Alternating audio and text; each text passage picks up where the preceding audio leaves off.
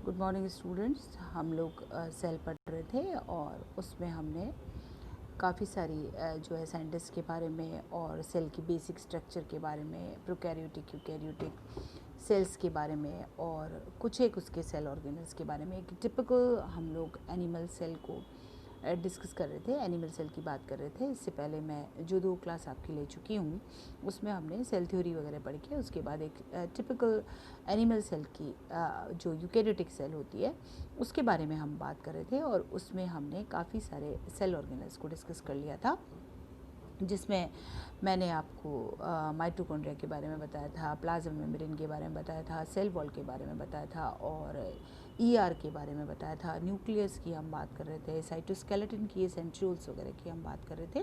तो ये सारी चीज़ें हम पढ़ चुके हैं।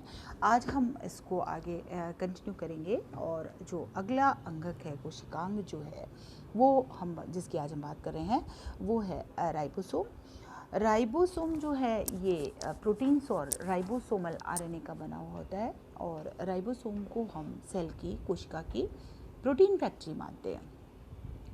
कोशिका में ये अमीनो एसिड्स को जोड़कर पेप्टाइड बंध के द्वारा अमीनो एसिड्स आपस में जुड़ते हैं और प्रोसेस कहलाता है ट्रांसलेशन, जिसके द्वारा प्रोटीन का सिंथेसिस होता है। तो ये राइबोसोम जो है ये सेल में अमीनो एसिड्स को जोड़कर ट्रांसलेशन की प्रक्रिया के द्वारा प्रोटीन सिंथेसिस करते हैं और so they are called as protein factories of cell, cell की प्रोटीन फैक्ट्री कहलाते हैं। राइबोसोम जैसा हम पहले भी बात कर चुके हैं ईआर की सरफेस पर लगे हुए भी पाए जाते हैं। जैसा मैंने आपको बताया था 2 प्रकार की ईआर होती है, एक कहलाती है रुक्ष एंडोप्लाज्मिक रेटिकुलम रफ ईआर और दूसरी कहलाती है चिकनी स्मूथ ईआर। जिस पर कि जो राइबोसोम नहीं पाया जाता वो चिकनी कहलाती है और जिस पर पाया जाता है दैट इज़ रफ ईआर। तो राइबोसोम जो है वो can be attach to rough ER, इस रफ ईआर पर लगे हुए भी पाए जा सकते हैं और ये फ्रीली साइटोप्लाज्म में मूव करते हुए भी पाए जा सकते हैं। वहाँ पर भी ये जो है दिखाई पड़ सकते हैं, आपके साइटोप्लाज्म में भी ये दिख सकते हैं। नेक्स्ट जो है ऑर्गेनल सेल अंगक जिसकी हम बात करेंगे, कोशिका का अंगक, वो है गोल्जी बॉडी। गोल्जी बॉडी जो है छोटे छोटे कोशों से मिलकर बना हुआ है जो कि चपटे सैक हैं, फ्लैटन सैक का एक स्टैक है और इसमें 2 इसके फेसेस होते हैं, 2 इसकी साइड्स होती है। एक कहलाती है शिपिंग साइड और दूसरी कहलाती है रिसीविंग साइड। शिपिंग साइड को हम सिस फेस कहते हैं इसका और जो रिसीविंग साइड है वो इसका ट्रांसफेस कहलाता है। रिसीविंग साइड जो है जो भी ईआर के द्वारा मतलब राइबोसोम के द्वारा जो बने हुए प्रोटीन्स हैं उनको रिसीव करने का काम करता है। फिर इसमें कुछ एक ट्रांसपोर्ट वेसाइकल्स भी पाई जाती हैं, गोलाकार संरचनाएं वेसाइकल्स हैं जो कि जो ईआर से जो प्रोटीन्स आए हैं उन मॉडिफाइड प्रोटीन्स को ट्रांसपोर्ट करने का काम, लेके जाने का काम, इधर से उधर लेके जाने का काम भी ये करती है, जो इसकी ट्रांसपोर्ट वेसाइकल्स हैं। गोल्जी बॉडीज़ जो है पैनकेक के एक स्टैक की तरह नज़र आता है, ऐसा लगता है जैसे पैनकेक्स रखे हुए हैं और इसका मेन फंक्शन जो है वो है जो भी ईआर के द्वारा, राइबोसोम के द्वारा बने हुए जो मॉलिक्यूल्स आए हैं उनको मॉडिफाई करें, उनकी सॉर्टिंग करें, उनकी पैकेजिंग करें और सेल में उनका स्टोरेज करें और सेल से बाहर या सेल में उनका ट्रांसपोर्ट करें। तो उनका मॉडिफिकेशन, उनकी सॉर्टिंग, उनकी पैकेजिंग, उनके स्टोरेज, उनका ट्रांसपोर्ट, ये सारे काम जो है जो ईआर के द्वारा जो भी मॉलिक्यूल सिंथेसिस हुए हैं उनके द्वारा, उनका ये सारा काम करना गोल्जी बॉडी का काम है। मैं पहले भी आपको बता चुकी हूँ कि क्योंकि इन सारे ऑर्गेनल्स को हम डिटेल में पढ़ेंगे, आगे इनकी कंप्लीट स्टडी करेंगे, तो यहाँ हम इनके बारे में एक बेसिक बात कर रहे हैं कि बेसिकली ये ऑर्गेनल क्या है और ये किस फंक्शन से, सेल के किस कार्य से संबंधित है। अगला जो अंगक है जिसकी हम बात कर रहे हैं वो है लाइसोसोम।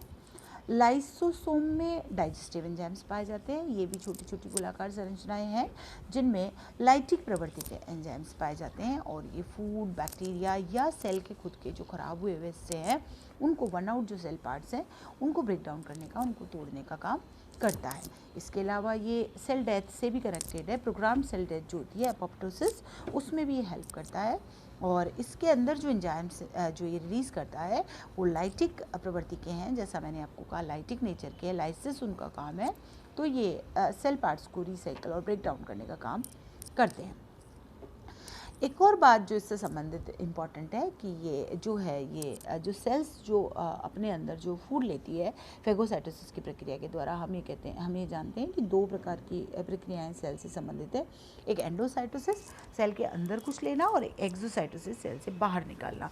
ये जो एंडोसाइटोसिस है ये दो प्रकार का होता है। अगर आप किसी सॉलिड पार्टिकल को सेल में ले रहे हैं तो ये फेगोसाइटोसिस कहलाता है, और अगर कोई लिक्विड पार्टिकल को, वाटरी मॉलिक्यूल को आप अंदर ले रहे हैं तो ये पिनोसाइटोसिस कहलाता है। कोशिका भोजन एंड कोशिका पायन, फेगोसाइटोसिस एंड पिनोसाइटोसिस। तो ये जो फेगोसाइटोसिस के द्वारा जो सेल ने जो भी फूड पार्टिकल अपने अंदर लिया है वो लाइसोसोम में चला जाता है, और लाइसोसोम कई प्रकार के हैं, प्राइमरी, सेकेंडरी, टर्शरी। और ये जो लाइसोसोम है फिर उसको डाइजेस्ट करता है, उसके एंजाइम्स उस पर वर्क करते हैं, और वेस्ट मटेरियल को लाइसोसोम की जो लास्ट स्टेज है वो उसको सेल के मेम्ब्रेन के पास आके बाहर निकाल देती है। तो इस प्रकार से ये भोजन का पाचन करने में और उसका उत्सर्जन करने में सेल में लाइसोसोम पार्टिसिपेट करते हैं। एक और इम्पॉर्टेंट चीज़ लाइसोसोम से कनेक्टेड है, that they are called as suicidal bodies. इनको हम आत्मघाती थैले भी कहते हैं, क्योंकि कई बार क्या होता है कि ये सेल में ही बस्ट हो जाते हैं, फूट जाते हैं, और इनके सारे एंजाइम्स जो हैं वो सेल से बाहर निकल जाते हैं और वो सेल को ख़त्म कर देते हैं, सेल को मार देते हैं, उसको पूरी को गला देते हैं, उसका लयन कर देते हैं, क्योंकि इनमें लयनकारी प्रकृति के एंजाइम्स हैं। तो उस स्थिति में ये सेल के सुसाइडल बैग्स भी, सेल के आत्मघाती थैले भी कहलाते हैं। फिर अगेन मैं एक बार और रिपीट कर रही हूँ कि ये सब चीज़ें हम डिटेल में जब लाइसोसोम पढ़ेंगे तब वहाँ पर फिर से पढ़ेंगे।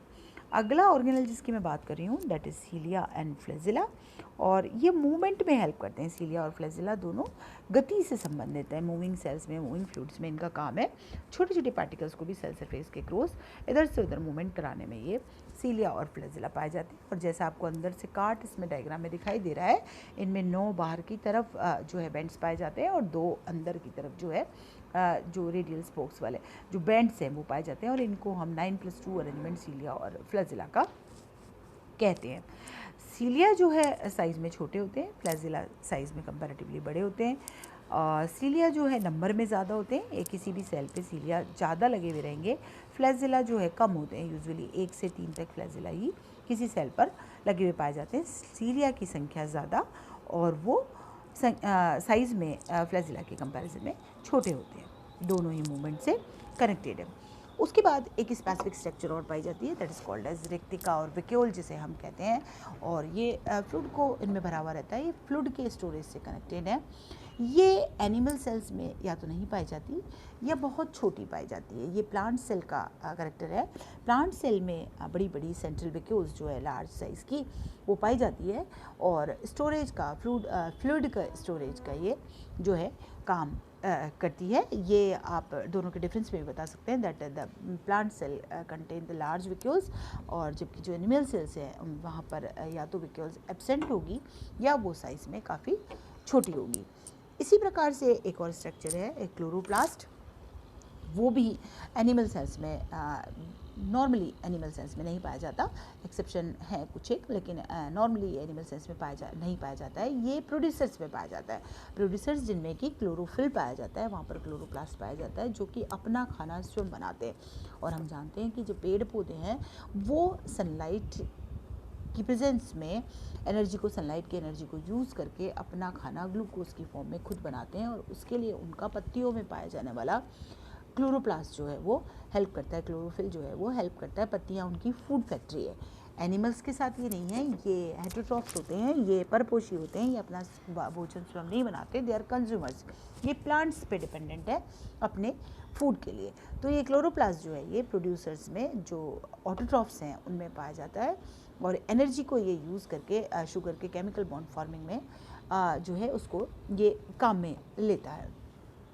हालांकि यूग्लिना इसका एक एक्सेप्शन है। यूग्लिना को हम ऑटोट्रॉप्स और हेटेरोट्रॉप्स के स्वयं पोषी और परपोषी के बीच की कड़ी, कनेक्टिंग लिंक, योजक कड़ी मानते हैं। यूग्लिना एक प्रोटोजोआ है, और क्योंकि उसमें क्लोरोप्लास्ट पाया जाता है तो वो अपना खाना स्वयं बना सकता है। अदरवाइज़ जनरल कंडीशंस में, नॉर्मल कंडीशंस में ये एनिमल सेल्स में क्लोरोप्लास्ट नहीं पाया जाता।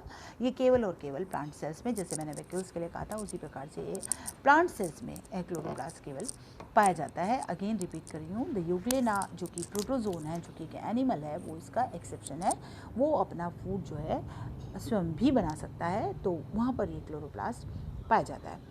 ये आपका जो फर्स्ट चैप्टर है सेल, वो आज ख़त्म होता है। और आप में से कुछ लोग मुझे बुक्स के बारे में पूछ रहे हैं, तो आप जो है आरबीडी की, मतलब रमेश बुक डिपो की, सीबीएच की, कॉलेज बुक हाउस की, या फिर एस चांदन पब्लिकेशंस की, या रस्तोगी पब्लिकेशंस की, किसी की भी सेल बायोलॉजी जेनेटिक्स की बुक ले सकते हैं।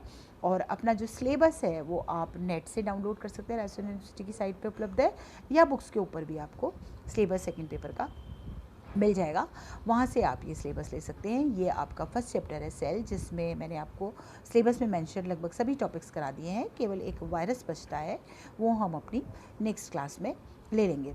इसके अलावा मुझे आपको एक और बात करनी थी कि आप लोग मुझे मेरे पर्सनल नंबर पर नोट्स भेज रहे हैं, जो कि आप मेरे वीडियोस देख के जो नोट्स प्रिपेयर कर रहे हैं वो आप मुझे भेज रहे हैं।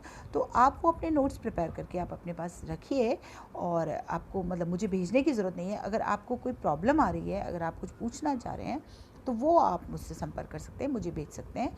मैं आपकी क्वेरीज़ को, आपकी इससे संबंधित जो भी फर्स्ट चैप्टर से संबंधित जो भी प्रॉब्लम्स है, उनको सॉल्व करने का प्रयास करूँगी, वो मैं आपको रिप्लाई करूँगी। नोट्स आप प्रिपेयर कीजिए, अपने पास रखिए। हम असाइनमेंट के तौर पर आपसे ये नोट्स बाद में मंगवा लेंगे, और आफ्टर पेंडेमिक जब सारी नॉर्मल कंडीशंस हो जाएगी, उस समय हम इन नोट्स को हम आपसे ले लेंगे, और वो आपका एक तरह से जो है असाइनमेंट का काम करेंगे। एक और बात मैं आज यहाँ आपको एक और बात कहना चाह रही हूँ कि मैं आपको इससे संबंधित सेल चैप्टर से संबंधित एक क्वेश्चन शीट, एक क्वेश्चनेयर जो है, या एक असाइनमेंट जो है वो प्रोवाइड करूँगी।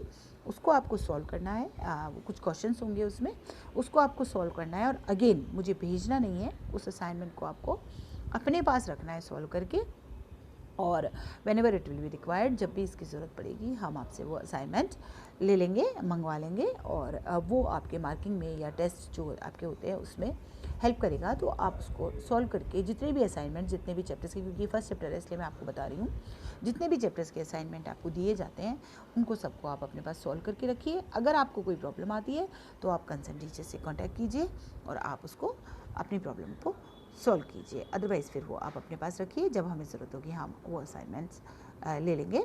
तो ये आज आपका फर्स्ट चैप्टर जो है सेल, वो यहाँ पर ख़त्म होता है। Thank you very much.